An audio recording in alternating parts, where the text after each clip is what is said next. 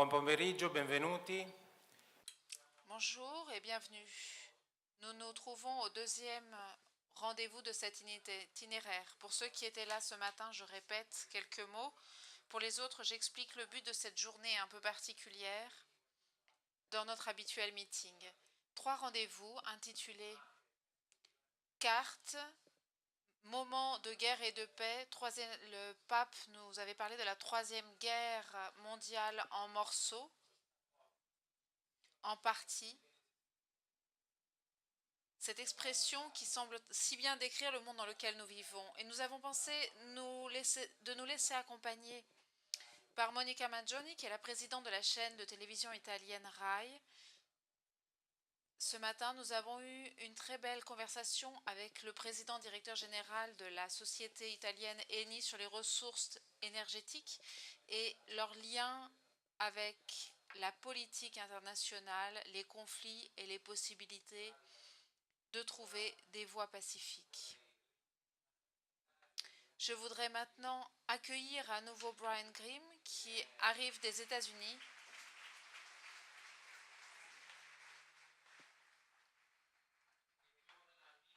Et qui revient au meeting depuis l'année dernière. Il est américain, il est président d'une fondation qui s'appelle Religious Freedom and Business, une intitulation un peu étrange. Mais l'an dernier, dans notre rencontre de l'an dernier, il nous a offert des thèmes, des résultats et des données de recherche que ce groupe, ce centre d'études américain développe sur ces thèmes. Le rapport entre la liberté religieuse et la vie des sociétés, ainsi que l'économie, le bien-être et les sociétés ouvertes. Des résultats vraiment intéressants et un peu surprenants. On peut dire aussi que Brian est un véritable globe-trotter. Il a beaucoup de relations avec l'ONU et il a également des responsabilités avec le Forum mondial de Davos qui se réunit tous les ans. C'est aussi un ami très cher du meeting, je le dis avec beaucoup de joie, nous l'accueillons à nouveau cette année. Monica, tout le monde la connaît, elle est présidente de la chaîne de télévision RAI. C'est elle qui nous accompagne dans cette journée pour comprendre, trouver des cartes, des directions. Nous ferons un bilan à la fin de la journée puisqu'il y a un autre rendez-vous à 19 heures avec Paolo Magri qui est le directeur des études politiques internationales avec lequel nous affronterons un certain nombre de nœuds géopolitiques. Je me tais maintenant et je laisse le micro à Monica qui va guider cette conversation. Au cours de cette conversation, nous allons aussi avoir un message que je n'hésite pas à formuler d'historique, à qualifier d'historique, par un intervenant du Maroc sur un thème absolument décisif et important. Merci. Merci Roberto Fontolan. Ce soir à 19 heures, nous parviendrons, savoir si ce soir à 19 heures nous parviendrons à trouver des réponses et des solutions, cela me semble difficile, mais nous nous contenterons de trouver certains fils qui pourront nous permettre de mieux comprendre peut-être le désordre et le chaos dans lequel nous nous trouvons actuellement. Ce serait déjà un grand résultat. Pour partir dans notre raisonnement avec Brian Grimm, je dois dire que ce matin, avec Claudio Discalci, le président directeur général de la société Eni, nous avons dit que nous commencions à parler d'énergie, alors que celle-ci est le plus souvent considérée comme l'une des causes de guerre et que M. Discalci nous disait que c'était un facteur en réalité de développement. De même, avec Brian Grimm, je dis maintenant, vous êtes venu nous dire que la religion, la liberté religieuse, la religion en particulier est un facteur de développement, tandis que la pensée dominante estime que la religion est au cœur des guerres. Qui a tort et qui a raison? Commençons par là.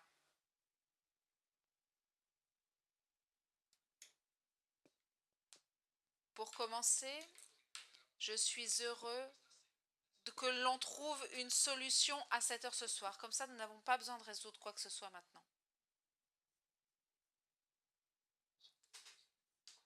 Le dernier président des États-Unis, un président des États-Unis du passé, Jimmy Carter, avait dit que la religion est le bien le plus grand. Mais ce peut être aussi le mal le plus grand. Pour mieux comprendre ce que l'on comprenait avec par ces paroles, il faut comprendre vraiment le lien très fort qu'il y a entre la religion et les solutions des problèmes. Ce que l'on peut faire pour apporter des solutions aux personnes. Mais tous ces idéaux peuvent être renversés vers un côté obscur. C'est ce que nous voyons. Nous constatons que certains groupes peuvent s'emparer des idées des religions et les renverser vers ce côté obscur et malin, mauvais.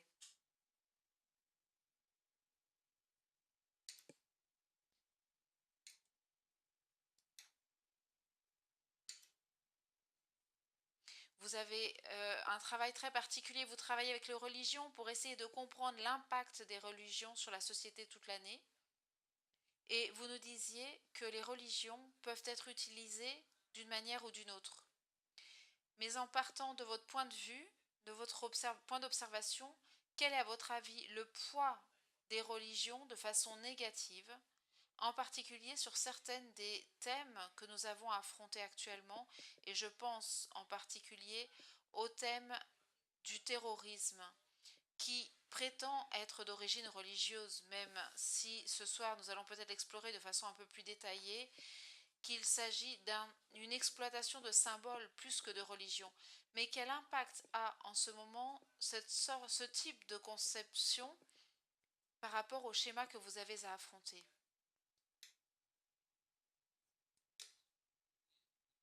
Oui, j'étudie la liberté de religion. Deux des défis les plus grands pour la liberté des religions aujourd'hui sont les extrémistes et la violence, le terrorisme. Parce que cela conduit immédiatement les personnes à affirmer que c'est la religion qui est le problème et non le terrorisme, l'extrémisme. Je considère non seulement l'islam, mais toutes les autres religions. C'est véritablement un problème que doivent affronter non seulement les musulmans, mais je crois toutes les religions. Et je crois que l'autre problème de la religion aujourd'hui est qu'en Europe, le plus souvent, et aux États-Unis aussi jusqu'à un certain point, se développe une population laïque qui n'est jamais allée dans une église, une synagogue ou une mosquée, qui sont toutes extrêmement laïques. Ils grandissent sans jamais pouvoir voir, constater le bien de la religion. Cela se voit par exemple aux États-Unis. Nous avons aujourd'hui beaucoup de personnes qui disent que la religion ne fait rien ou pas grand-chose pour résoudre les problèmes sociaux. Ce sont les défis que nous constatons aujourd'hui. Donc la croissance de l'extrémisme, les conflits qu'ils comprennent pour les minorités religieuses et cette société laïque qui grandit de plus en plus. Tout cela crée un contexte dans lequel la population voit la religion non comme une partie de la solution, mais comme une partie du problème. Dans l'histoire récente, faite d'épisodes de violence liés à des messages que l'on peut reconduire au monde islamique et au monde musulman, font partie de ce problème dont vous parlez. Mais si nous devions commencer notre parcours en regardant ce morceau de monde, que voyez-vous? Que pouvez-vous nous décrire? Que pouvez-vous nous dire?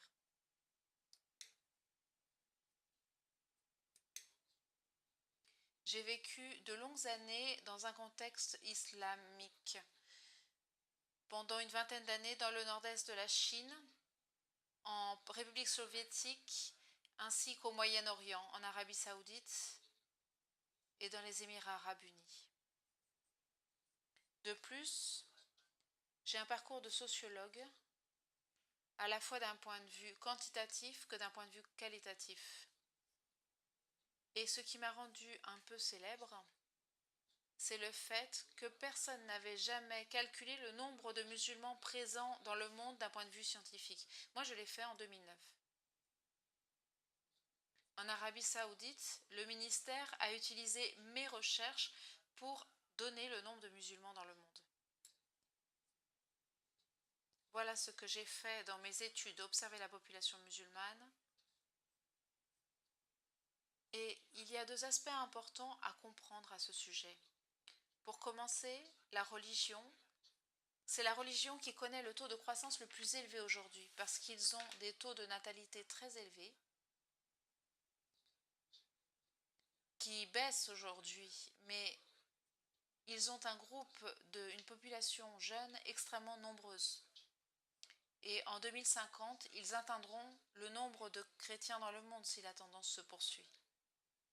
L'autre aspect concerne la population musulmane globale.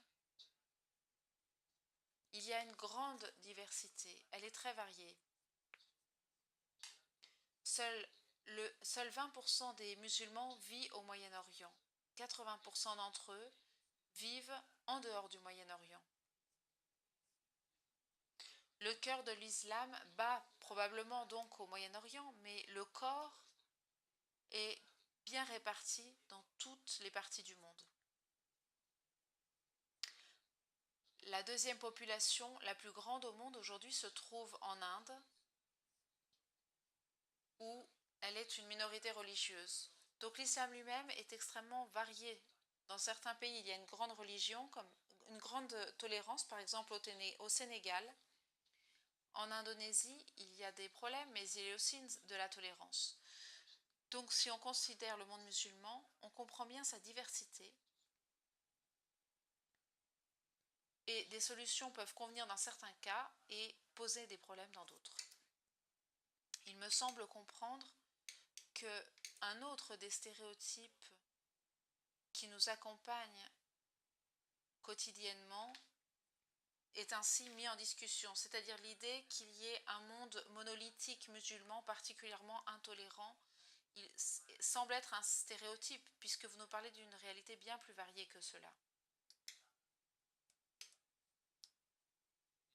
Oui, ma première rencontre avec des musulmans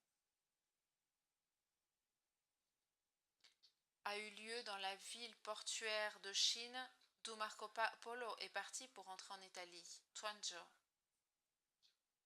à Fujian, qui se trouve très près de Taïwan. En 82, je me suis rendue en Chine pour la première fois avec ma femme. Nous étions enseignants. Et personne n'avait pu survivre à la révolution religieuse. Mais les religions avaient grandi, le bouddhisme et la population musulmane aussi, malgré la révolution religieuse. Il y avait des musulmans qui portaient le chapeau chinois et je me disais, mais ce n'est pas la vision que l'on a habituellement d'un musulman. Ce sont les premiers musulmans avec lesquels je suis entrée en contact. C'étaient des Chinois musulmans qui parlaient chinois, ils ne parlaient pas arabe. Il est donc très important de s'enlever de l'esprit ces stéréotypes. J'ai rencontré des centaines d'amis musulmans et si l'on ne connaît aucun musulman, on peut penser à l'islam et cela peut inspirer la crainte. Mais lorsqu'on a beaucoup d'amis musulmans comme moi, la première pensée va vers la diversité, l'espérance et le futur possible qui existe pour ces personnes créées et aimées par Dieu. Ici encore, les changements de perspective sont importants par rapport à ce que l'on entend quotidiennement. J'aimerais élargir avec vous le regard et revenir à l'article 18 de la Déclaration universelle des droits de l'homme, qui nous dit que la liberté de religion et de pensée doit être garantie parce que c'est un droit fondamental de l'homme. Si nous devions aujourd'hui regarder le globe terrestre, Quelle réponse trouverions-nous par rapport à cet article 18? Où en sommes-nous?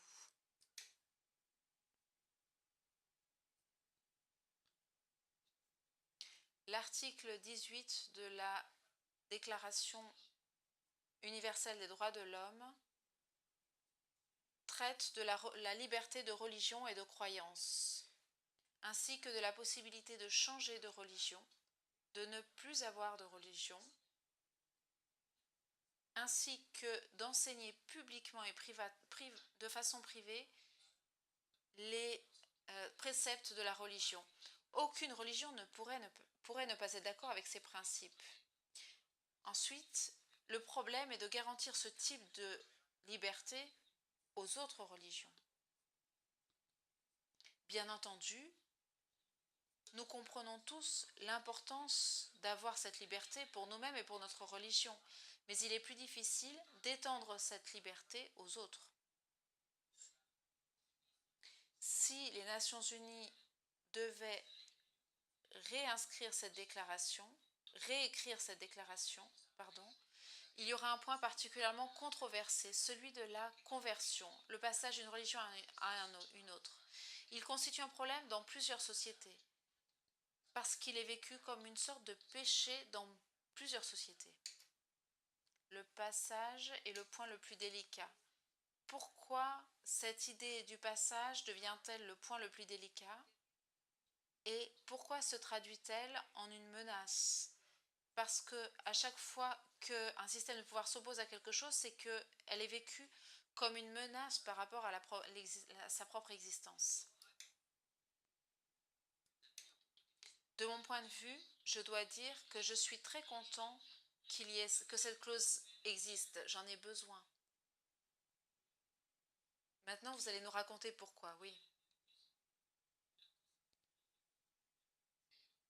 Oui, parce que j'étais baptiste et je suis devenue catholique. Donc je suis bien heureux d'avoir cette liberté de religion.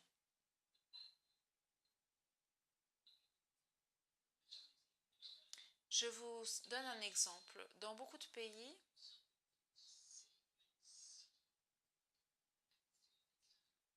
si l'on accomplit une action qui va contre la nation, c'est considéré comme une violation, comme une haute trahison du pays. Dans certaines traditions religieuses, on considère que si cette tradition religieuse est abandonnée, il s'agit encore d'une trahison. Il s'agit de repousser, de refuser sa propre communauté, de refuser Dieu en choisissant de passer sur une autre rive. La religion n'est pas prise à la légère. Par exemple, ma conversion a changé ma vie, dans le bien comme dans le mal. Quand je me suis convertie, par exemple, j'ai perdu mon travail parce que je travaillais pour les baptistes. Je n'avais plus de travail et je n'avais plus d'avenir. Et mes amis considéraient que je n'étais plus chrétien. La conversion est donc une étape extrêmement importante et sérieuse. Malgré cela, il faut pouvoir avoir la liberté de se convertir.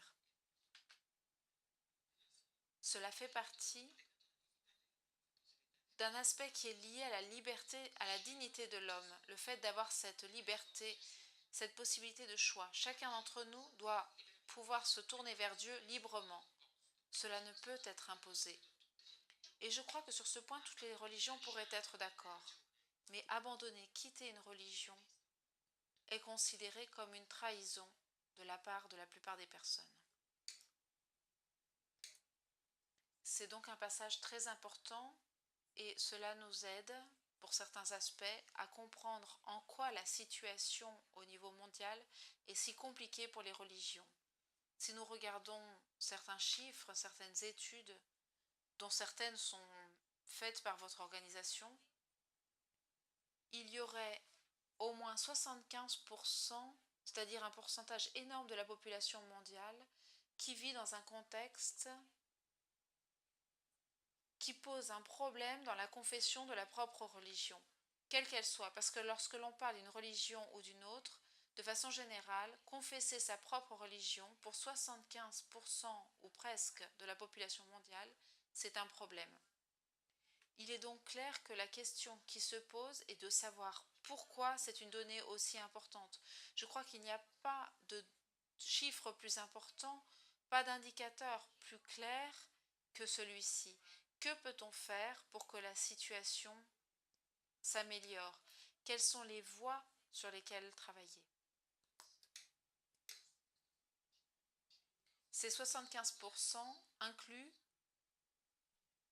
les restrictions à la liberté religieuse qui sont imposées par les gouvernements, mais surtout par les forces sociales.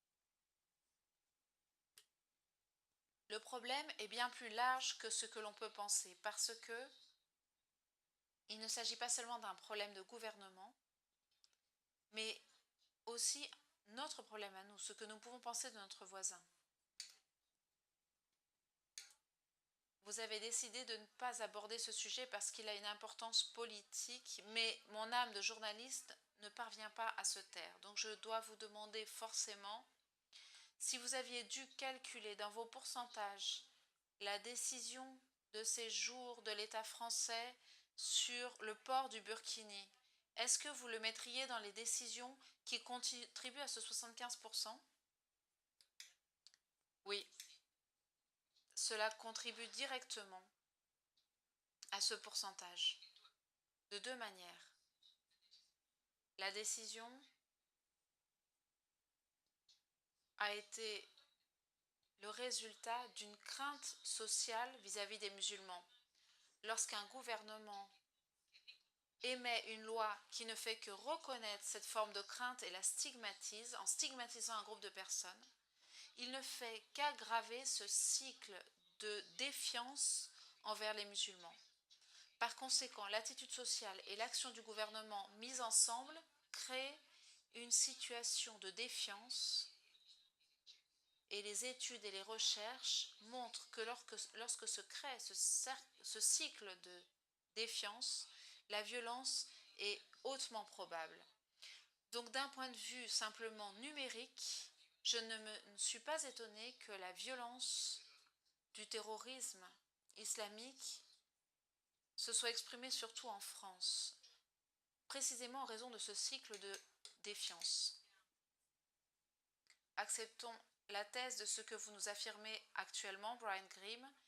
Dans ce cas, nous nous trouvons face à une société qui essaye de se protéger par rapport à un cycle de violence créé par une sorte de violence religieuse et en tentant de se protéger, elle crée de nouvelles raisons de violence. Est-ce ainsi?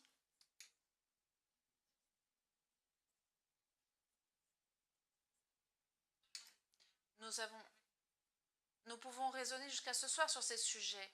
C'est exactement la preuve du fait que face à des sujets si complexes, il n'est pas possible de raisonner de manière simple, parce que la réponse instinctive de chacun d'entre nous serait sans doute de dire tu viens ici, tu respectes mes règles.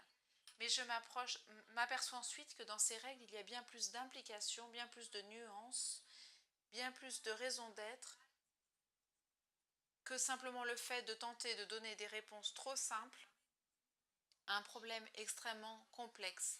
Et cela peut nous mettre dans une position non désirable, une position encore plus complexe. Pour revenir au scénario global, une donnée semble contradictoire. La foi, ou pour parler de façon plus appropriée, la pratique de la religion semble créer un problème pour 75% de la population mondiale, et cela constitue un problème. Mais de l'autre côté, nous avons les données en rapport avec la démocratie qui nous disent que de plus en plus de personnes, d'habitants de cette planète dans les années prochaines auront une forte appartenance religieuse. Donc nous avons une sorte d'effort de gouvernement des personnes, de gestion des personnes et en même temps des personnes qui ont des sentiments qui vont dans une autre direction. Oui, c'est ainsi.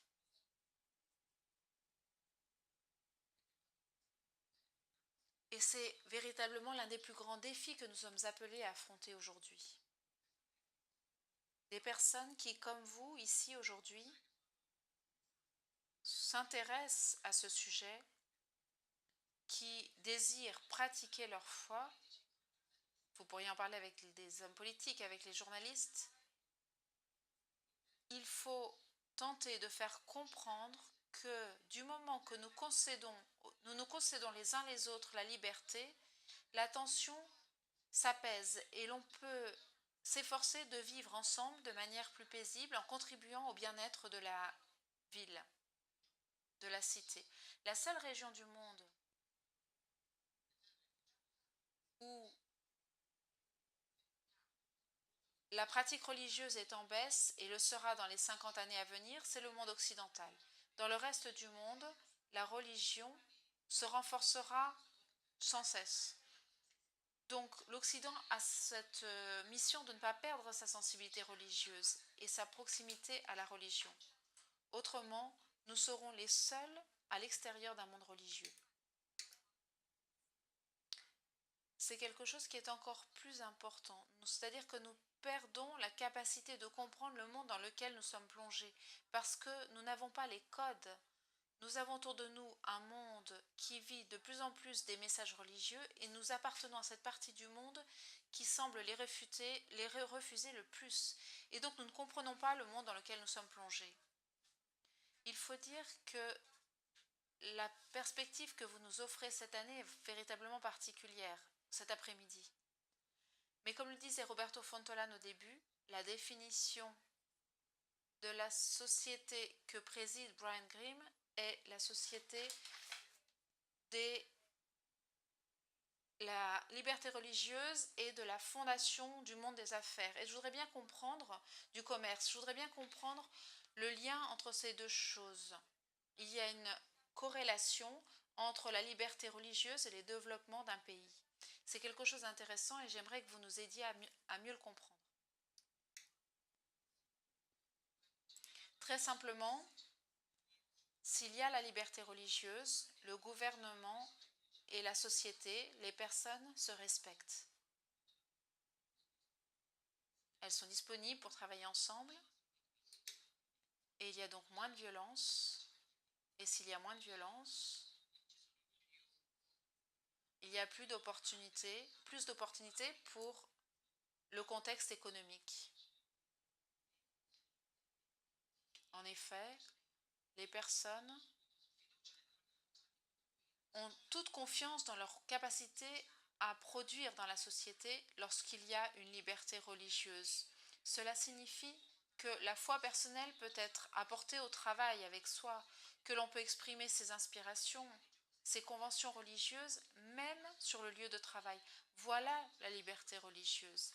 Et tout cela est bien entendu un bien pour l'économie et pour la société. Voilà l'idée. Les chiffres montrent que cela est vrai. Oui, donc les données le démontrent, mais il y a aussi des endroits où cette équation ne fonctionne pas trop bien. Donc vous dites qu'il y a un résultat économique qui fonctionne, mais il devait y avoir un même niveau de liberté religieuse, tandis qu'en Chine, on peut dire que la situation économique marche très bien, mais la situation de liberté religieuse n'est pas tellement tranquille. Donc, qu'est-ce qu'il faut comprendre encore?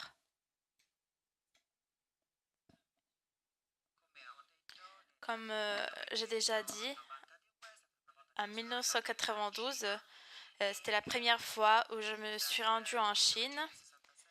Et de 1966 jusqu'aux années 70, toutes les foi religieuses étaient considérées illégales.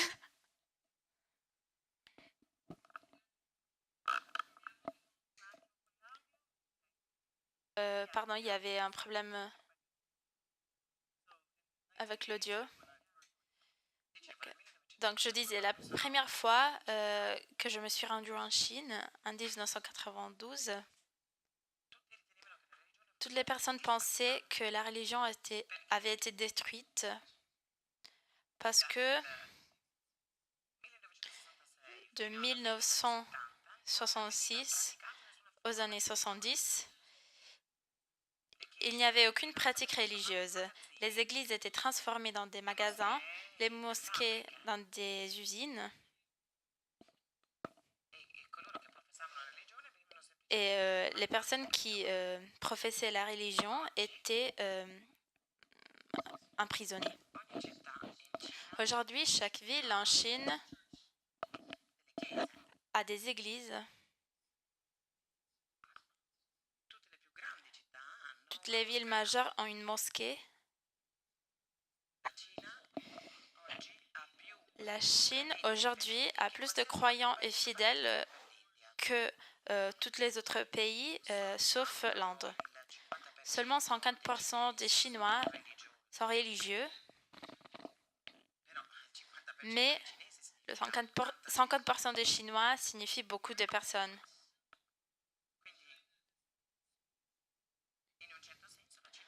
Donc, la Chine, on peut dire, a eu une explosion de liberté de religion. Si la Chine avait continué à réprimer la religion jusqu'aux années 70, l'économie n'aurait jamais fleuri.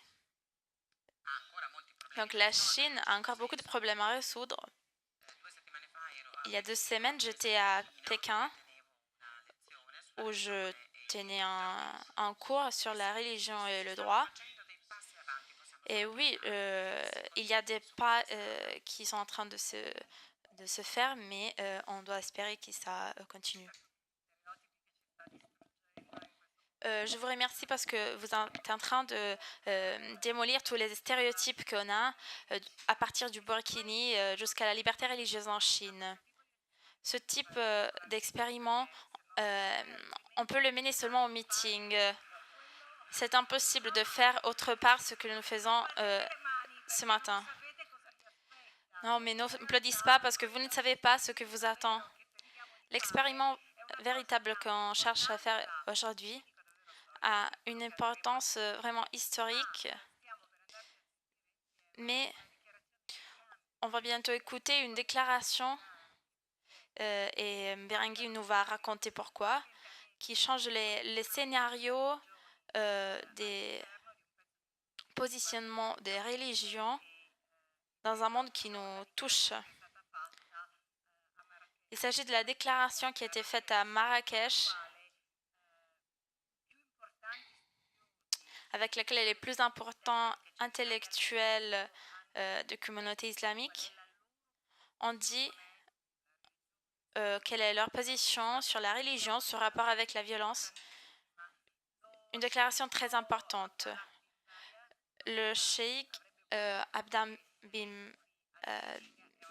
Bimbaya, il devait être ici au meeting, mais il est une personne très adulte, donc il est âgé, donc il ne peut pas être ici, mais il a enregistré pour nous une déclaration où il raconte quelle est la vraie position ces experts intellectuels qui sont vraiment importants pour le monde musulman. Pas celui qu'on voit sur les journaux, mais ce que nous racontait Barayang Rim.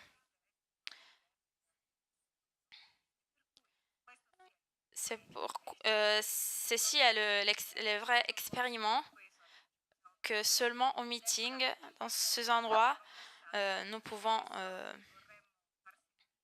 mener. Nous allons écouter ensemble le message qui nous a été envoyé.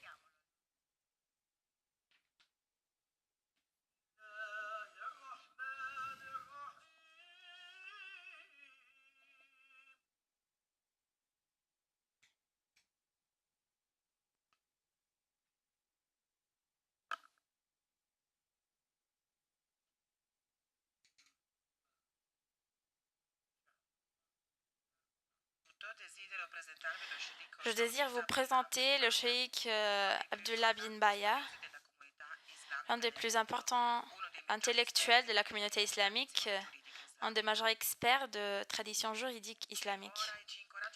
Il nous encourage et nous conforte de savoir qu'en Italie, vous êtes en train de tenir ce rencontre qui veut promouvoir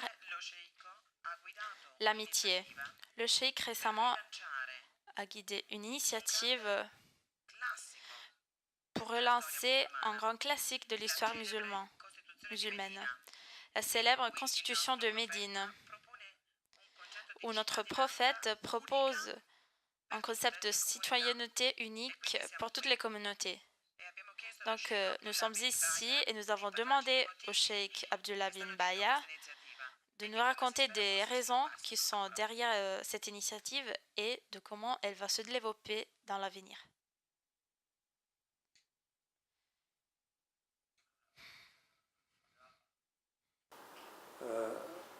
في روما أحييكم من هنا من الرباط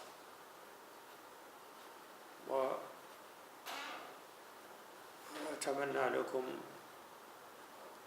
عملا جيدا ومناقشات ثرية خصبة. بسم الله الرحمن الرحيم.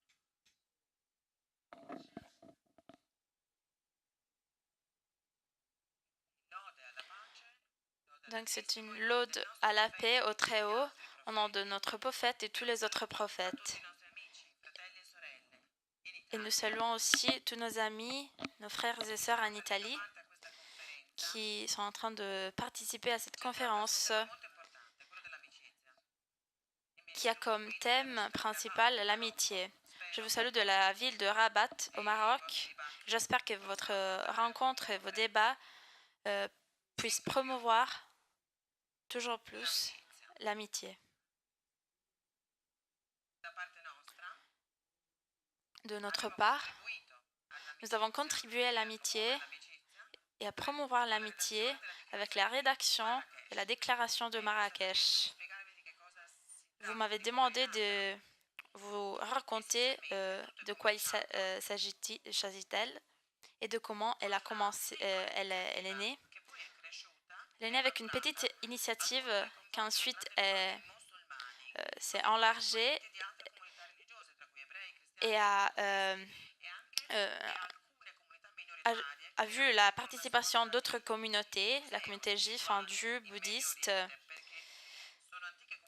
Il s'agit de communautés très anciennes qui ont été préservées pendant des siècles dans cette région et ont réussi à vivre là-bas comme minorité protégée.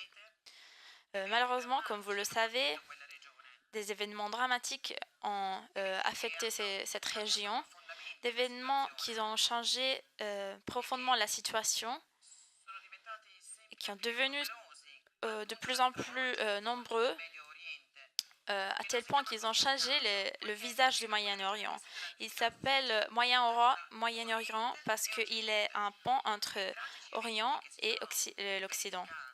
Les drames qui se sont vérifiés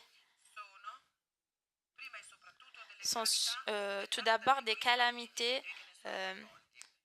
dues aux individus qui sont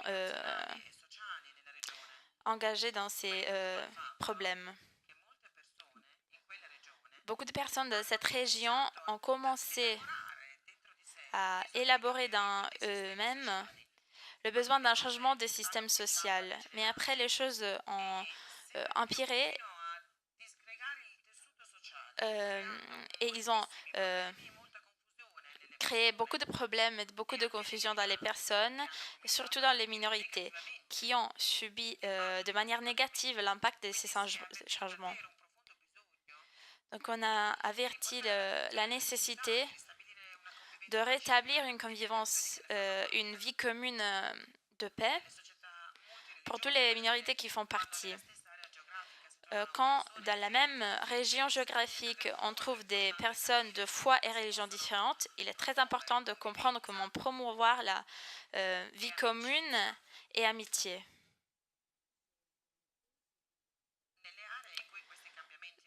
Dans les régions où ces changements ont survenu, il y avait des forces qui voulaient retourner un certain type de de passer. Mais cette concession était très négative et avait un impact très négatif sur le monde. Donc, ils ont commencé à se servir de manière négative de textes sacrés et de leur religion pour détourner leur significat. Et malgré leur faible préparation, ils ont réussi et nous nous sommes rendus compte qu'il est nécessaire de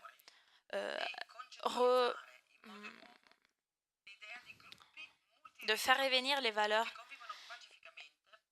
pour que les groupes de différentes religions puissent vivre dans une société où la paix règne.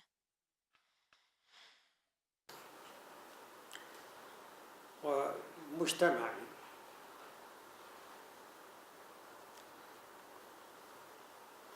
كان لا بد من رد فعل من رجال الدين ومن المفكرين والمثقفين. So in the conditions that the social conditions Dans les conditions sociales et l'époque où nous nous trouvons, les leaders religieux ont le devoir de réagir, d'autant plus que les islamistes utilisent les textes sacrés pour justifier leurs actions. Il est nécessaire donc de répondre en utilisant les mêmes armes, c'est-à-dire en montrant leur fausseté et en reprenant des textes qui, dans notre tradition, promeuvent des concepts de vie commune, de paix et de citoyenneté. Le concept même de citoyenneté non seulement ne nie pas notre religion, mais ne nie pas non plus l'idée que l'on adhère à l'islam si l'on promeut ce type de citoyenneté. C'est donc la religion elle-même qui contient les principes qui affirment la citoyenneté, l'égalité sociale, ainsi que les droits et les responsabilités sociales, qui font que c'est la liberté, que c'est la religion elle-même qui nous demande de ne pas nous fonder sur la couleur de peau, le genre ou le sexe. Pour nous fonder sur ces prémices, il nous fallait des preuves décisives pour montrer que notre religion promeut non seulement la paix, mais aussi la citoyenneté. C'est pourquoi en 2012, à Nouakchott, la capitale de la Mauritanie, nous avons inauguré une réflexion sur ce sujet avec un groupe d'intellectuels, d'experts et aussi certains ministres du Maroc en particulier. Notre objectif était de reprendre les fondements théoriques de l'idée que nous voulions promouvoir, en les reprenant à l'intérieur de notre tradition religieuse. Cela nous a conduit à la constitution de Médine, que l'on appelle aussi la charte de Médine.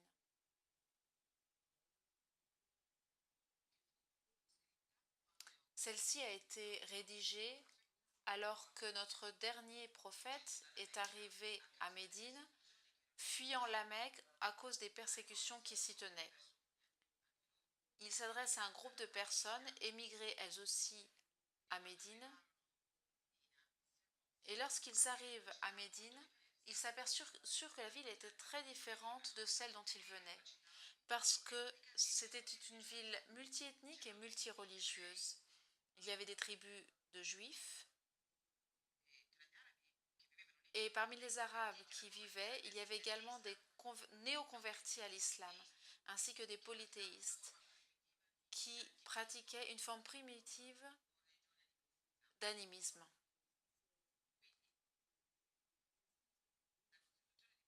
La constitution de Médine, donc la charte de Médine, avait la forme d'une constitution composée de 50 articles. Dans cette constitution, il n'y avait pas de référence à des minorités ou des majorités, parce que chaque groupe était traité de manière égale. Par exemple, un des articles traitait de l'égalité entre une tribu juive donnée, les fidèles musulmans et tous les autres croyants. Par conséquent, le texte était extrêmement clair sur ce point. Il régulait donc pour tous une même responsabilité face à la protection des envahisseurs extérieurs, mais également des droits égaux. Donc l'égalité était extrêmement claire et bien définie. Nous avons considéré cette constitution comme une base solide pour fonder le concept de citoyenneté. Ce qu'il fallait faire, c'était donc surtout de montrer la véracité historique de cette charte même. Par la suite, il nous fallait soutenir son contenu, le contenu de cette constitution de Médine, en nous référant au Coran et à la tradition prophétique des textes islamiques. C'est ce que nous avons fait. Nous avons prouvé que cette constitution n'était pas une anomalie, mais bien une extension des principes islamiques, des principes très clairs. À la suite de cette rencontre, a eu lieu une phase d'étude en Tunisie, une phase d'approfondissement du débat. Cela a conduit, en fin de compte, à un soutien d'initiative de la part du Maroc.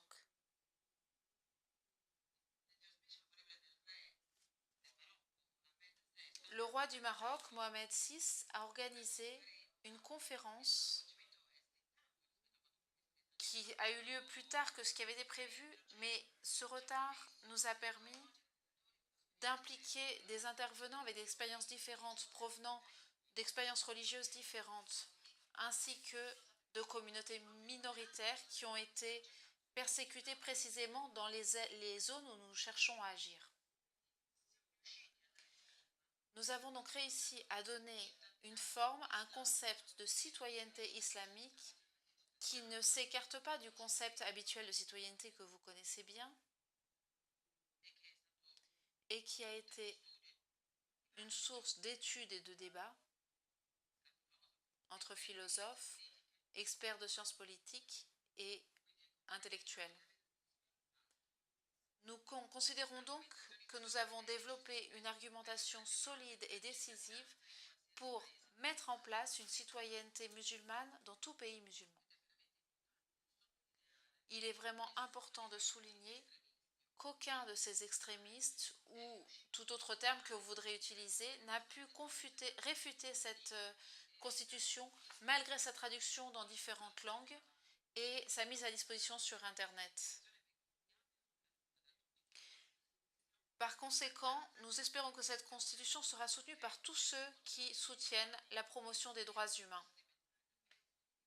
Nous espérons qu'elle pourra véritablement devenir une source de paix, en particulier dans les zones qui sont actuellement touchées par des conflits, parce que c'est là que l'on trouve un besoin désespéré de paix et de vie commune, et de promotion de ce concept. Au cœur de ce que nous avons étudié, il y a le concept d'amour fraternel, de paix, de miséricorde, de promotion d'une volonté commune entre les personnes. Nous pensons que ce sont les principes fondamentaux qui se trouvent à la base de toutes les religions révélées. Par conséquent, c'est le message que nous voulons donner et qui se trouve au cœur de la déclaration de Marrakech.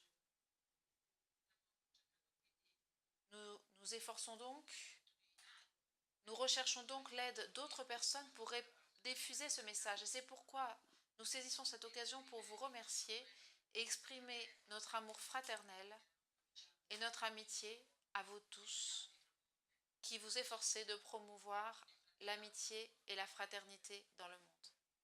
Thank you. Merci.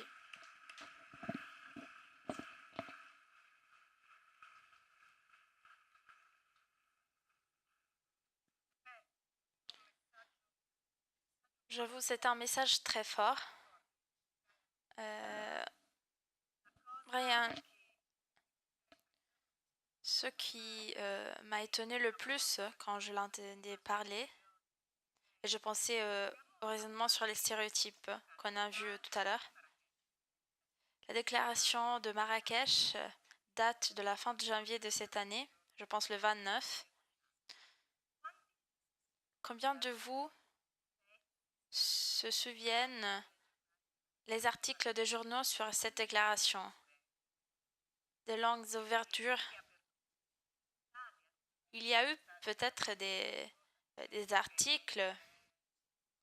On ne dit pas que les journalistes n'ont pas fait leur travail, Mais quel impact peut avoir la vidéo d'un terroriste qui pose le drapeau noir de Daesh?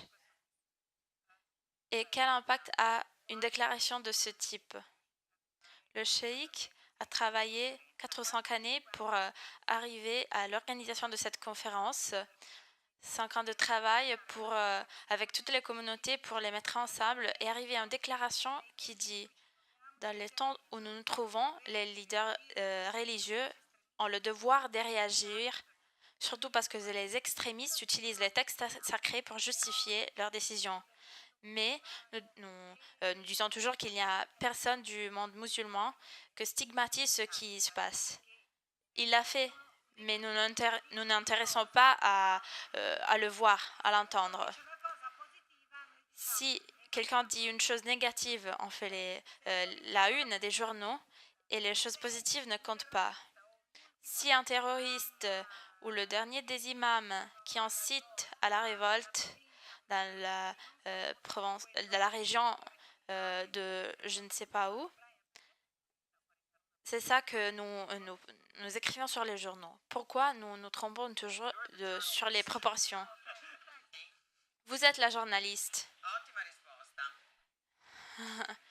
C'est vraiment une bonne réponse.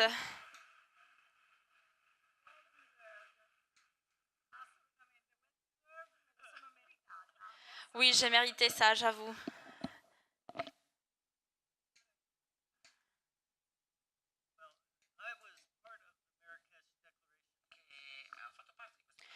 Je fais partie de ce processus qui a porté à la déclaration de Marrakech. Je me souviens d'avoir rencontré le cheikh bin Abaï. La nuit où on a signé la déclaration, il avait invité un groupe de chrétiens pour discuter avec lui sur comment on pouvait procéder sur cette route. Et je lui ai répondu, je vais essayer. Et c'est ce que je vous demande. Vous pouvez essayer vous-même à faire connaître cette nouvelle. Si vous avez des amis musulmans, dites-leur. Si vous êtes musulman, faites connaître ces nouvelles dans votre communauté et écrivez ça sur les journaux.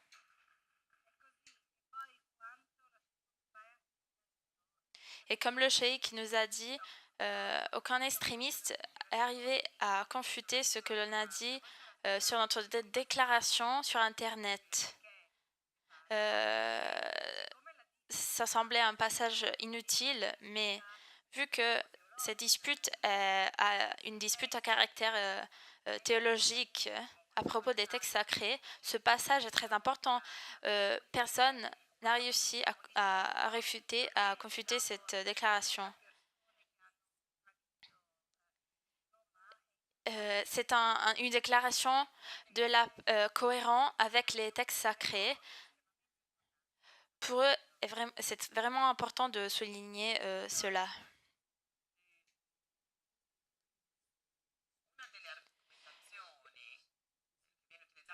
Une des argumentations utilisées par les extrémistes est il faut revenir au Coran, aux textes originaux et se contraster seulement sur comment les textes étaient rédigés au temps des prophètes pour revenir à l'islam authentique. Cela signifie pour eux d'éliminer tous ceux qui ne sont pas musulmans et de continuer la guerre sainte. C'est un argument qu'on utilise toujours et le cheikh reprend cet argument pour le refuter.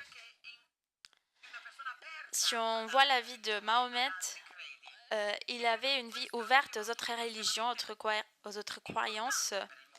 Et c'est un instrument très important pour le monde musulman parce que le défi principal pour le monde islamique est qu'ils n'ont pas une figure comme le pape.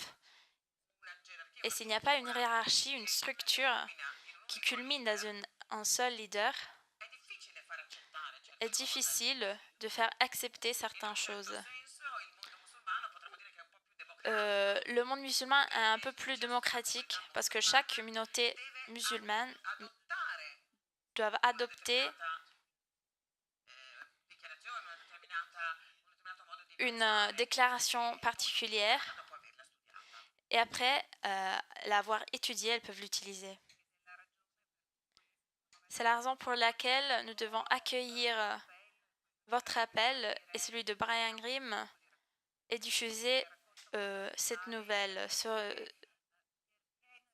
cette histoire. Parce que, autrement, on risque de rester victime de ce que les terroristes veulent. C'est nous-mêmes qui construisons les instruments pour que les terroristes puissent gagner. Il faudrait donc diffuser ces histoires très simples qu'ils nous ont racontées aujourd'hui. Vous nous avez dit des choses vraiment importantes. Il a fait vraiment un effort parce qu'il y avait aussi la traduction et nous le remercions beaucoup. Donc, on a encore une petite partie à ajouter ce soir à 19h. Merci, Brian.